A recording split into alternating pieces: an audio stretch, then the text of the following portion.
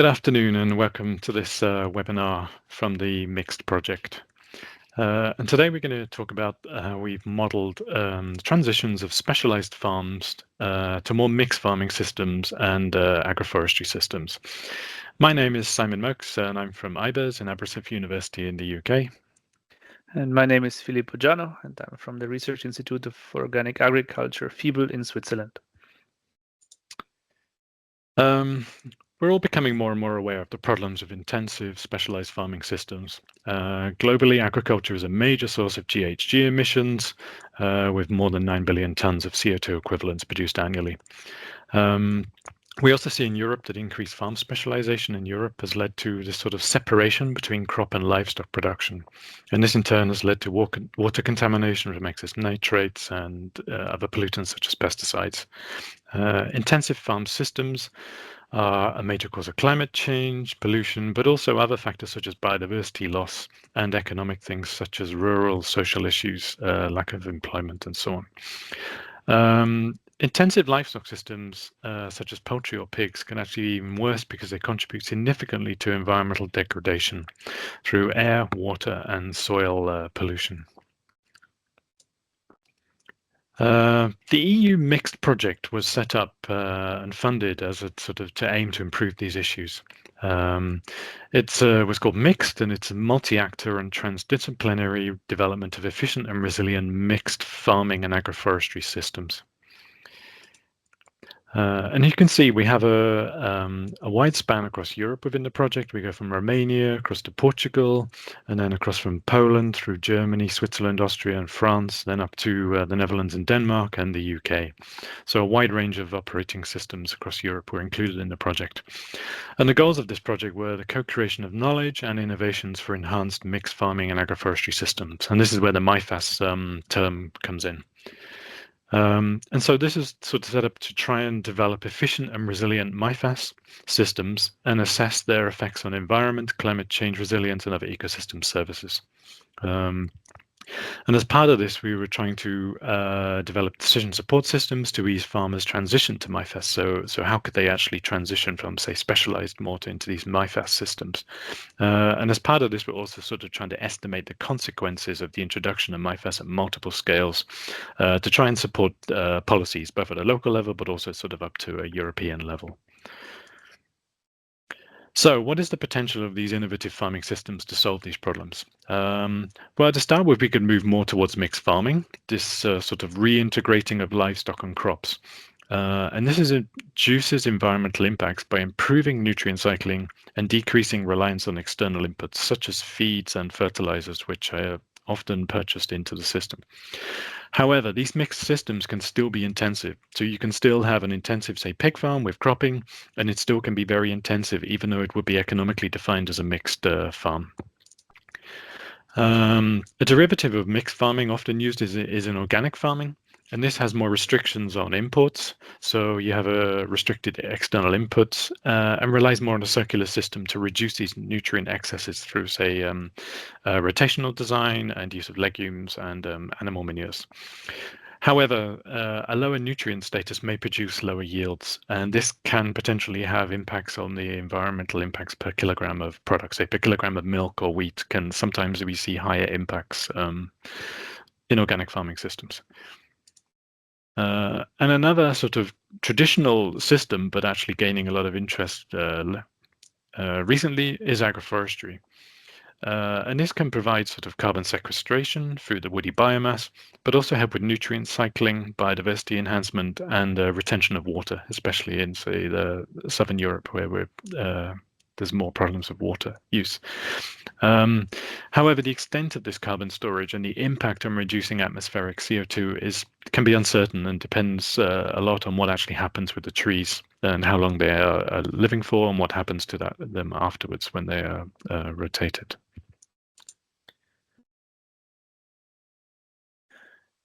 Thank you, Simon, for this introduction. And we will now move on to the actual modeling work we've been doing within these tasks. And we move to this environmental and economic impact assessment. We chose different case studies to represent these innovative farming systems that Simon just talked about. And we kind of modeled the transition from a specialized system to a mixed and then to a more innovative MIFAS or organic system.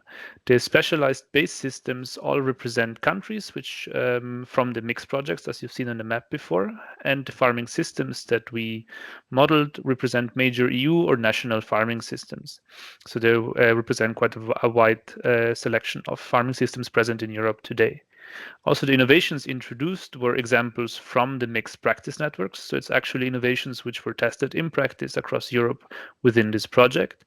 And other innovations are already widely studied in literature and quite well known. So we could refer to some good sources for that.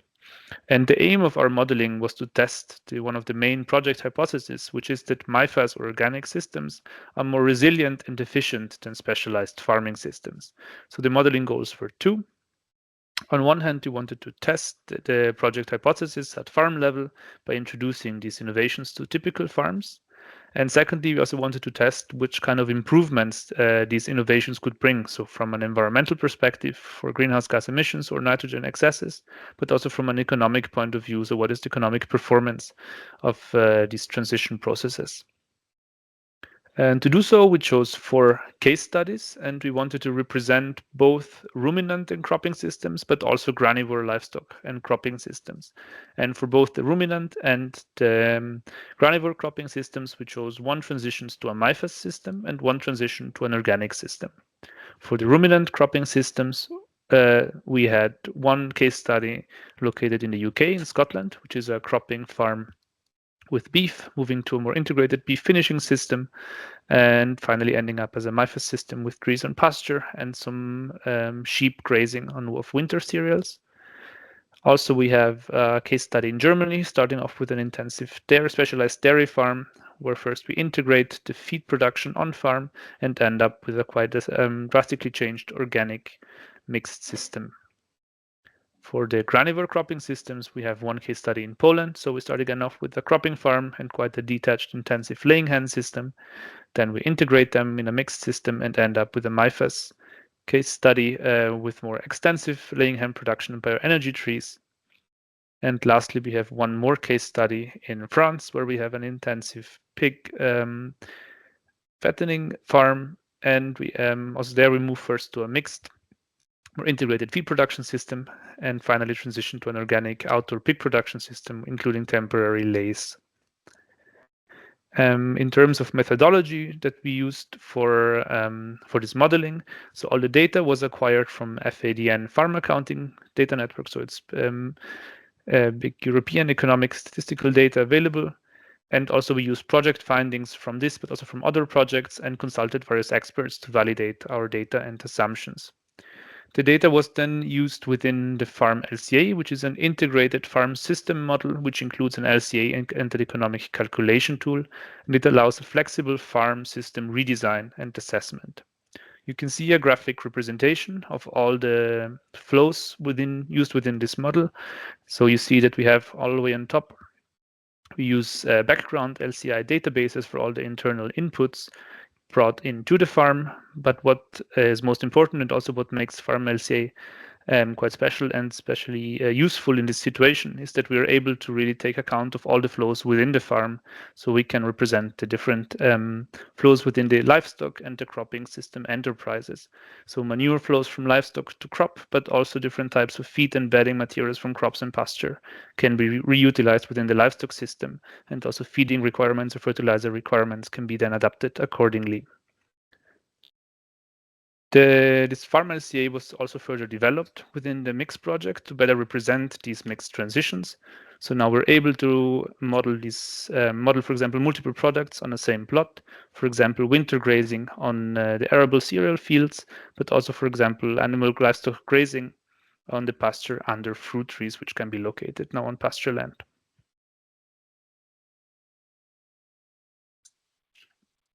Thank you, Philip. I'll now talk us through the first case study, the UK one, which was, as Philip said, a cropping system with beef, finishing beef, and also some lambs.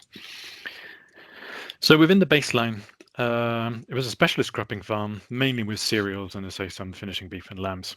And then in terms of the mixed, when we have tried to transition this farm towards a mixed scenario, We adapted the rotation a little, so we added forage legumes instead of just pure grass. And we also added field peas, so we had sort of more legumes into the rotation. This allowed us to reduce mineral nitrogen fertilizer imports by around 30%, both across the forage and the crop system. We started utilizing the on-farm straw more, both for bedding, and this provided manure. And when you store sort of manure rather than slurry, usually there are lower emissions, so lower losses, and it also adds organic matter back to the soil via that route. And we were able to actually eliminate purchased feeds this way as well by using on-farm feeds for the forage and also the grains. And then in a next step, we adapted to a MIFAS scenario. And within this, we brought, so the sheep that are there in the winter were usually fattening sheep. So they come on in the autumn and then they finish over the winter. And previously this was on grass, hay, and then with concentrates. So we were able to actually use the winter cereals to graze these sheep on, and this was tested and developed sort of within the project. A very traditional method, but had been largely lost. And this has been reintroduced sort of through various studies in the project. So we were able to utilize that data and implement this system here. And it's an underutilized resource that we're able to bring into the system. Furthermore, we added to nut trees to the permanent pasture, and this improved both carbon sequestration, but also provided a new crop in the form of walnuts. So what impact did this have on the farm system? Well, in terms of nitrogen inputs, we were able to reduce the mineral fertilizers. So you can see in the red here, the mix was able to reduce sort of fertilizers down. And then biological nitrogen fixation through legumes was also improved massively from nothing in the baseline. So we're able to bring in about 60 kilograms of nitrogen per hectare across the farm. So you can see that overall the nitrogen inputs were very similar. And actually, even the nitrogen outputs were also quite similar, but they actually improved slightly. So we had a slight increase here. Overall, we were able to improve nitrogen use efficiency slightly, and the end balance was improved as well. So this was reduced, and therefore nitrogen losses from the system were also slightly reduced. So overall, this worked very well for the nitrogen flows on the farm. In terms of overall impacts from the life cycle assessment, we can see the per hectare values here, and then these are the per 100 gram of protein sold from the farm. So this includes crops and livestock. So in this, the light column, these are the baseline values, and then we see the change values, the percentage change values for per hectare and per 100 gram of protein in the next two columns for the two scenarios. And the positive here is that across all of the different impact categories, from climate change, energy use, resource use, acidification, such as linked to things like ammonia, and eutrophication linked to things like phosphates, we see improvements across all of the values and all the indicators going, both per hectare and per 100 gram protein exported. And you can see especially the fossil energy use is declining. This is directly in relation to the fertilizer, to the reduction in fertilizer use, which also has an impact on sort of reducing the climate change impacts as well. So that was a whole farm level. And when we look at the product level, one of the main outputs of this farm is wheat. And you can see here the impacts split into the different categories for wheat. So we see this is the total, and then this is a fertilizer part, and then this is a field emission part for each kilogram of wheat produced. And you can see that there's a trend of lowering emissions, both with the mixed scenario and also the MIFAS scenario. And this is mainly due to the use of legumes and the reduction of fertilizer and subsequent emissions from it, which are highlighted here. And then in terms of the beef produced from the farm, we see this large orange block here in the middle. Because this is a finishing farm, they buy cattle in, and this is the embedded emissions within the animal when they arrive on farm. So this is a large part of the emissions, and this is created before the animals arrive on the farm. But we see here is the enteric emissions. So this is the methane emissions, and then this is down to the feed. So you can see there's forage on the farm and also concentrates purchased on the farm for the farm. And you see that the emissions overall are reducing, kind of thing. So we see positive impacts both at a farm level and also at a product level on this within this system when we adapt them.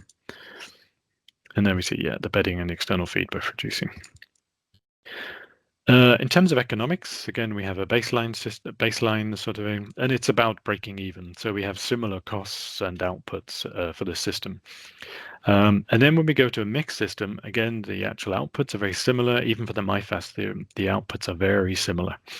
But when we move towards the costs, we see that we start to get a cost reduction because we're saving on fertilizer, we're saving on some machinery costs, so spreading fertilizer, things like this. And so we're actually able to reduce costs. And because the margin is slightly negative in the baseline, we get some very large percentage change values, but they're actually increasing. So the actual value is maybe around 200 euros per hectare margin at this point. But we see a positive trend across both scenarios. And this is mainly down to cost reduction. Moving on to the next case study. This is a German dairy farm based in the northwest of Germany, so an intensive kind of specialized dairy farm using maize silage and also buying in quite some quantity of concentrates as well. High yielding, so around 180 cows and a yield of around 9,500 kilograms of milk per cow.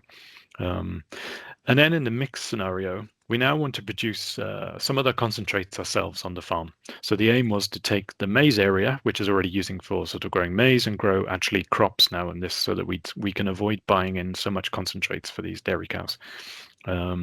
We also reduced the quantity fed, so the cow was actually replaced, so they were more actual, able to utilize the forage better. But we did reduce the cow numbers considerably, so we halved the number of cows, and also the yield is lower because they're more forage based with lower concentrate levels. And we were actually able to sell sort of some of the crops that were grown as well to try and balance the books, if you like. And then in the third step, we introduced an organic scenario as a sort of further adaptation of the mixed scenario. And within this, we had organic dairy production, so similar number of cows, similar yield, but we now brought in really heavily the legumes and manures from nitrogen supply, but also sold many of the crops as well, and with organic premiums on those crops. So in terms of nitrogen flows, you can see that the N inputs, they're really declining. The overall was more than 200 down to, say, around 109 for the organic, with mix sort of somewhere in the middle. We had some issues where the mixed actually was requiring more fertilizer use because the cow numbers were now reduced considerably. So we had less slurry, less nitrogen from the manure source. But the biological nitrogen fixation increased considerably. So from nothing in the baseline all the way through to sort of, not far short of 100 kilograms of nitrogen per hectare in the organic one. We also massively reduced the feed imports from sort of 142 kilograms of nitrogen per hectare down to about 8 or 10 for the two scenarios. So you see, we really sort of reduced the external N inputs coming onto the farm, and utilized much more what was available through nitrogen fixation. In terms of outputs, the mixed actually was able to increase because we were now sort of selling quite a lot of plant products as well, although the milk protein output had reduced, so the nitrogen output had reduced, and the organic, due to the lower stocking density and lower yields, the N outputs did decline a bit, but of course we had much lower N inputs to the system.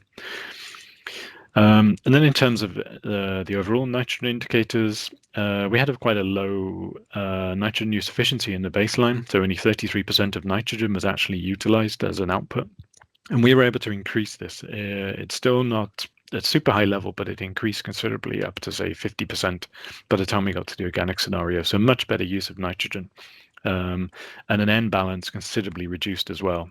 And this, of course, led to then much lower N losses, potential losses through ammonia, nitrous dioxide, nitrous oxide. So when we go to the LCA environmental impacts, again, we have a similar structure to the previous farm, per hectare values and then per 100 gram protein values for the different scenarios, and then the different types of indicators here. And again, we see really that the scenarios were able to reduce all impacts, and some of them considerably. So per hectare with the organic, even the mixed was going to minus 60% of GHGs per hectare, and then the organic was able to achieve minus 70%, so a 70% reduction in the GHGs per hectare. Though of course we started off at a very high level because this was a very intensive dairy farm, purchasing a lot of feed, fertilizer, and so on. And you can see that this has a similar pattern down because of this big change in the system. We see similar patterns all the way down the impact indicators.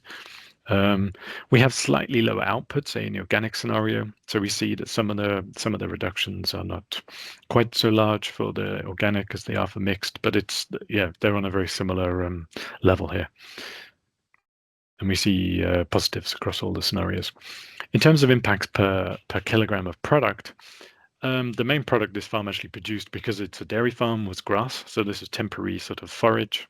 And we see a slight increase with the mixed here, partly because of the fertilizer increase. So we had to use a bit more fertilizer because we didn't have enough manure, so we had to increase the mineral fertilizer. Potentially, we could actually maybe support more cows here, and this would actually result in a better scenario here. But you see in the organic, where we really avoid using the mineral fertilizer entirely, then you can see that there's just a small fertilizer impact here from spreading manures and so on. And you see that there's a very big reduction in the impacts per kilogram of fresh weight. Milk is obviously the main output of this farm, at least in the baseline, and then this is supported again by crops in the other two. But if we look at the milk, we see here that basically the external feed. So this is the external feed here, and this goes down to very, very little here in the mixed, and even lower for the organic. These are the enteric emissions. So we see that this is typically for ruminants. The enteric is the largest input. And then we see the slight impact here from forage. So this is the forage level, and we saw okay over here that the impacts per kilogram go up slightly. So there's a bit of an increase here, but then organic comes down. So you can see overall the trend was really a declining impacts per kilogram of milk, despite the lower milk yield, which sometimes pushes the impacts higher per kilogram. So really we see a positive effect here. In terms of economics and labor, well, because the farm systems would change so drastically and we reduced the cow numbers, we see very much so the livestock kind of were really, really the dominant. There was small output from the cropping side, but mainly it was livestock. And we see really a dramatic drop in output from the livestock. But this is somewhat balanced by a reduction in costs. So labor costs, input costs decline. We're saving on something on the feed mainly, but also a bit on fertilizing and something like this, particularly in the organic. So we see actually cost reduction. But the net margin doesn't recover for mix because we had such a drastic reduction in the output from the dairy side. We couldn't recover this in the mix scenario. So we did actually see quite a big decline in the net margin. However, when we go to the organic, we're able to receive some premiums for our products that the farm is producing. And so actually the overall net margin is down, but only by sort of 16%. So this could have sort of, when you look at it, the sensitivity analysis is actually not such a big decline, and actually could be a similar net margin to the baseline system, subject to receiving those premiums, price premiums.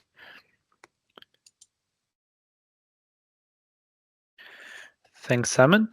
So we'll now move on to we started to dairy or kind of ruminant case studies, and we move on now to the two granivore case studies, starting off with the one in Poland, which is that is a cropping and laying hen farm. In the base scenario, we had quite a typical Polish cropping farm with some cereal and oil crops. And together with that, we have a 10,000 free-range laying hen enterprise. The arable crops are receiving mineral fertilizers, but also some of the poultry manure, which is available on farm. At the same time, in the base scenario, all the crops are sold, while all the feed for the laying hens is imported. In the mixed system, we changed mainly this. So the arable crops are actually managed in a similar way. Also, the yields, everything remains pretty much same. But all the crops are used by the poultry, so they're used for laying hen feed, and no more crops are available for sales. However, the laying hen system is too intensive to be to cover all the feed needs on farm. So poultry numbers are maintained and less feed needs to be imported, but we still had to import quite a lot of feed. In the MIFA system, we changed this a bit more drastically. So we really reduced the laying hen numbers and had a more extensive laying hen system, which also reduced the manure available for the crops. Now, most feed for the poultry comes actually from homegrown crops, and we even managed to still have a few crops for sale. In addition, on the permanent pasture, we kind of modeled some trees, some energy crops, which also provided shelter for the hens and some additional revenue streams for the farm. How does this affect the different nitrogen flows on the farm? We can see, as we've seen similarly already before, that the feed and fodder import reduces quite a lot. So already halves in mixed, but then goes down to nearly a fourth of it in the MIFAS system. And also by changing a little bit the rotation and adding some legumes, we increase the biological nitrogen fixation already in the mixed and the MIFAS system too. The total nitrogen inputs decreased in both the mixed and the MIFAS system. But on the other hand, also the outputs decreased quite a lot. So we can see that they nearly halve already in the mixed system, and they increase a tiny little bit again in the MIFAS system since we're able to sell some more of the on-farm crops again. Overall, this really drastic reduction in outputs affects the nitrogen indicators. So actually, we have a reduction in nitrogen use efficiency in both the MIFAS and the mixed system, while the N balance is also increasing a little bit for mixed and decreasing on the other hand a tiny little bit for MIFAS due to the lower livestock density on farm. Looking at the environmental impacts at farm level, the graph or like the table is always the same. So we have on first the per hectare values and then the per 100 gram sold protein values. And on the left side in the rows, we have the different environmental indicators. Also a pattern that we've noticed already before for the per hectare values is that the decreased intensity and further integration of the flows on farm decrease nearly all or pretty much all environmental indicators, around between 15 and 25%, nearly for mixed and even more in the MIFAS systems. What's a bit different now, maybe compared to the ruminant systems, is that we noticed that on 100 gram protein functional unit, especially the mixed system is actually increasing the emissions on all indicators, even by quite a lot. This is mainly due to the fact that no more crops were sold, so much less protein has been sold. And in the MIFAS system, even also the livestock production has been dropped by quite a bit. However, the lower intensity of land use and better integration of nutrients could kind of counteract a little bit in the MIFAS system, where the emissions might even decrease a little bit or stay close to the same as in the base scenario. Looking at the main product level, we also here look again at the comparison for wheat produced on farm, and we see at first right away that overall the wheat impacts for all three systems are quite similar. There is a slight increase for the MIFAS systems, which is actually has mainly to do with the fertilization. Since, as said, we had less slaying hens, we had to import a tiny little bit more of mineral fertilizers from outside. But the change in impacts is really low, at least for greenhouse gas emissions. On the X side, maybe there's a little bit more to see. One of the biggest changes is definitely the swap of external feed with on-farm concentrate. And this change manages to reduce the environmental impacts a tiny little bit for mixed. While for the MIFAS system, actually the impacts per kilogram egg increase a tiny bit. This is mainly due to the lower production. So we assumed that the extensive laying hen system is lower in productivity, and also there's a higher mortality, so more livestock needs actually to be imported.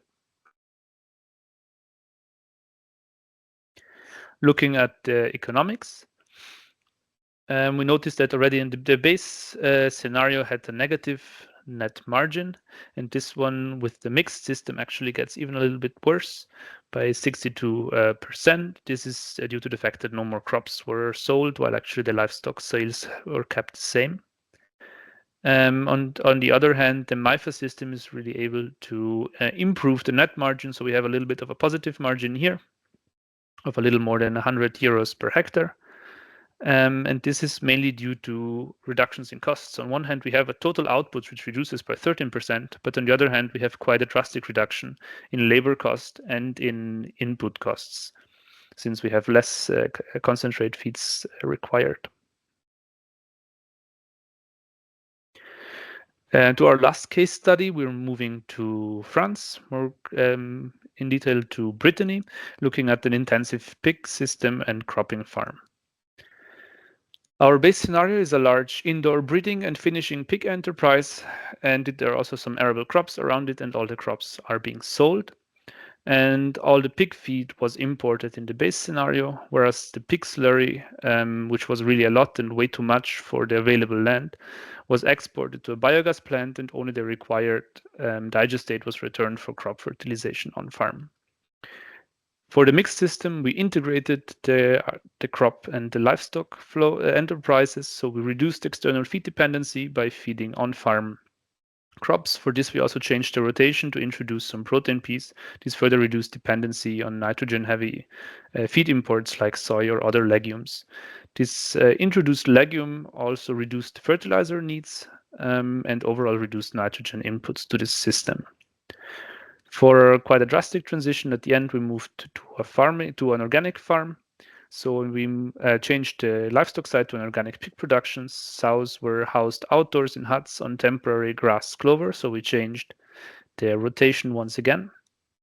And the finishing pigs were kept indoor in deep litter stable with access to outdoor runs. So there was mainly no more slurry available, but all the manure was available as solid manure or deposited straight away on the fields. Also, pig numbers for the system were reduced to 20%, to only 20% of the total that we had in the base levels, and this really strongly limited the manure nitrogen load that we had in this system. And also all the cropping followed organic guidelines, including also the types of crop and the crop yields. This affects also the nitrogen flows, as in also other scenarios we've seen. Especially all the inputs are heavily impacted. We see that the biological nitrogen fixation increases due to the addition of first some legumes, some protein peas, but also then to the temporary clover lays. But also the feed and fodder import really drops heavily. It drops a little bit already in mixed, but since the livestock number stays the same, it's still quite high.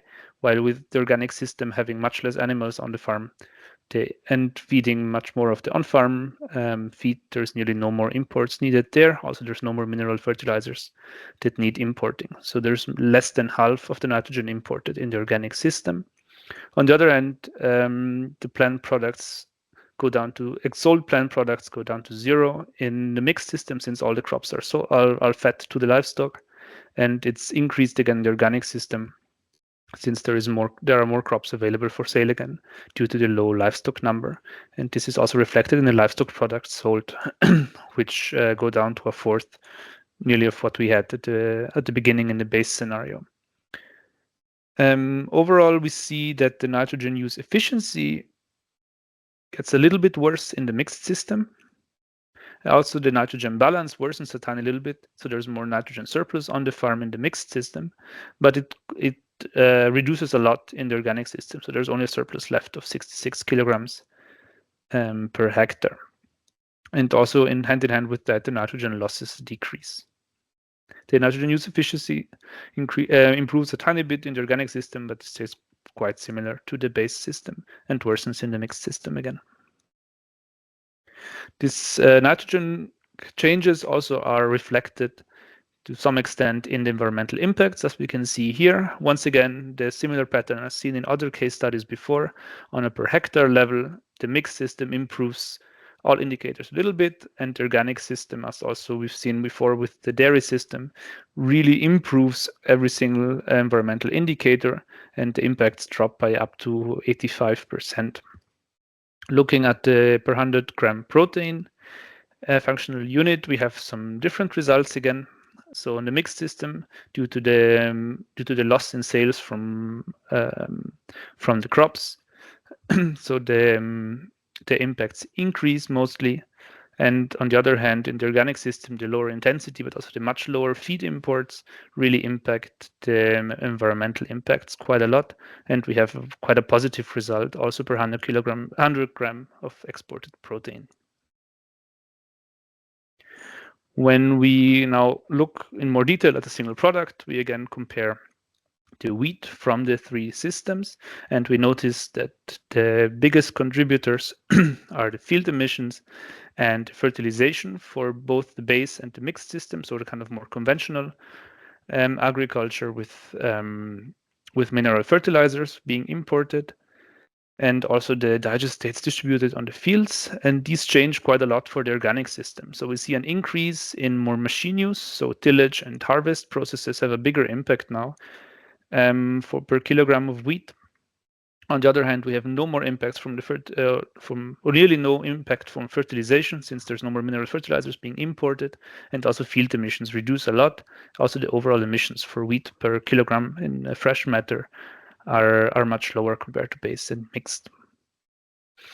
On the other hand, when looking at per kilogram live weight pork, we notice a slight increase in emissions when moving from base to mixed. Again, this is due to a higher impact from the on-farm concentrates compared to the imported external feeds. While on the last the last column, you see the organic system, where we have quite a big decrease in greenhouse gas emissions per kilogram live weight pork. And here again, overall the intensity was decreased. There is less impact from the feed, since also the organic imported feedstuffs have a lower impact than the conventional ones. And also on-farm, the organic system decreased the emissions, as seen already for the wheat on the left graph. Finally, looking at economics, also for this system, we see that even already the base system had quite a positive net margin. However, both the mixed and organic system were able to increase this margin even further. And even though the organic system really dropped the total output from sales, we have such a big reduction in costs, and they totally seem to outweigh these negative impacts from kind of lost sales, and the overall net margin increases by 44% in the mixed system due to less also imports needed. And furthermore, also there is quite a big 183% increase of net margin for the organic system. I'll hand over to Simon for the summary. Thank you very much, Philip. Yeah, so a lot of information to take in. Now we try to provide sort of a summary as to what can we take away from this. So in terms of the overall with the farm system and the environmental impact conclusions, as well as we look a little bit at the costs, the specialized systems were, we see, very efficient in nutrient use. They had the highest outputs in a number of countries. But this contributed to a high level environmental degradation due to high inputs, such as particularly we saw in the dairy system, the pig system. We see very, very high excess nutrients, particularly. And also we saw that input costs are very high. They are often built around high input, high output systems, and so on. So when we move to the mixed scenarios, we were able to reduce environmental impacts by sort of utilizing particularly underutilized resources and also reducing inputs.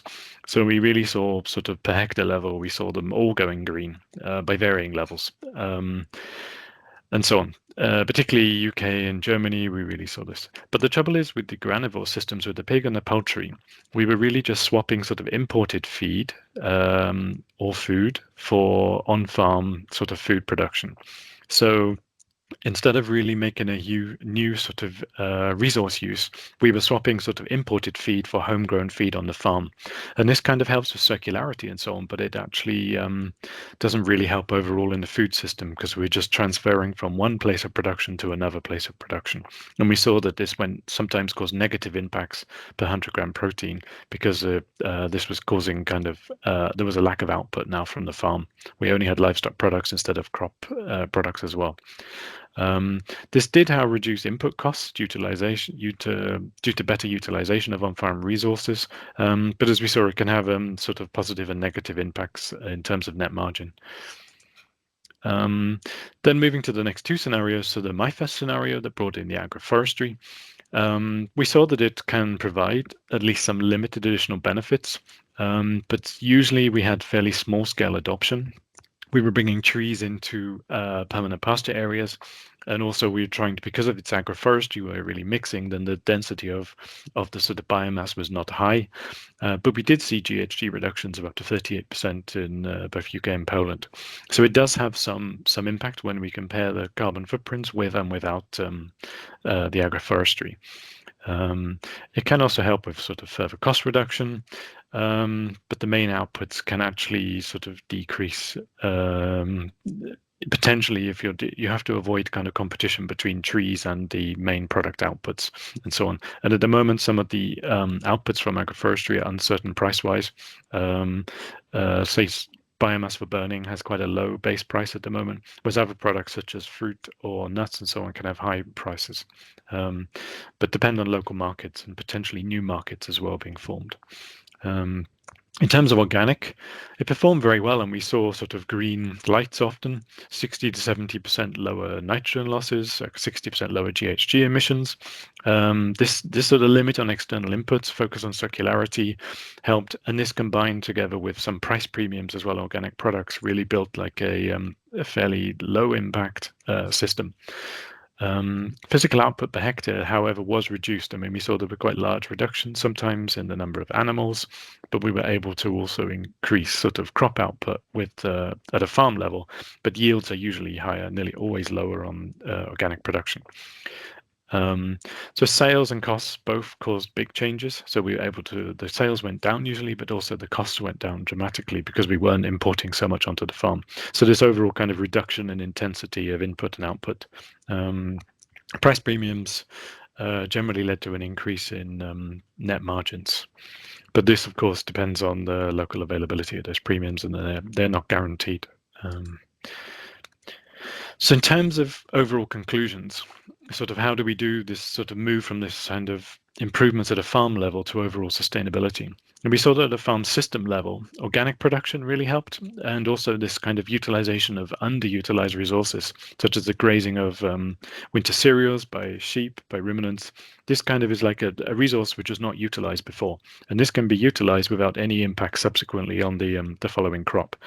We also saw the circularity, where we're kind of able to improve circularity. This can help in terms of reducing environmental impacts. In terms of legumes, they were key to many of the benefits we discovered in the systems. So in terms of ruminants, if you introduce sort of grass clover, alfalfa into rotations, this can kind of provide both high quality forage, which reduces feed imports, but also reduces the need for fertilizer, nitrogen fertilizer. So this can help really with less exposure to price volatility, both from feed and fertilizers. However, when more in terms of the grain legumes that we were putting into the systems for the sake of the granivores, this really kind of highlighted the feed food competition and so on. And should we be growing beans, peas, and so on within arable rotations to be fed to pigs and chickens? So this is the question of whether this is a sensible choice or whether we should actually be using these crops as foods directly by humans. And this is kind of reflected in this on-farm feed production. It can help with circularity, as we've seen. It helps with the legumes, with the N input to the system. But we do have this loss of human edible crop sales, and just transferring feed production from one place to another doesn't really solve the problems of kind of producing food more efficiently and with better sustainability. So all of these systems at kind of the changes at farm level actually need to tie into a more fundamental kind of food system transformation. And this probably includes sort of where we want more diverse production on farm, where we want sort of less high intensity livestock production systems and more kind of mixed systems that utilize kind of cropping and livestock. Probably will require an increase in plant-based consumption by consumers.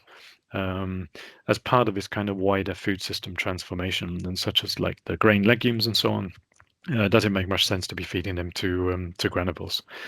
Also, in terms of economics, we saw some pros and cons, and some systems were doing okay economically, some of them were not doing so okay. And so if you go to more extensive systems, particularly moving from a very intensive system, then potentially we need better payments and remuneration for this, especially during the transition period. So going from a kind of very high intensity farm system to a more extensive system, farmers may have commitments in terms of capital, things like this. And so they would need support both kind of in terms of management, but also potentially financially as well in terms of this. So this is where policies could come in to actually enable this transition and try and reduce the barriers to uptake.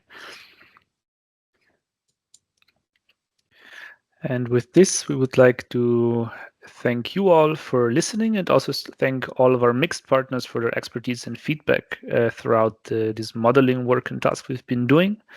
This was quite a lot of information. We are aware of that. So if you have any questions or doubts, feel free to contact us. There will also be a more extended report, a scientific report available with more details on the modeling results. And with that, I would like to wish you all a good rest of the day and soon a nice spring.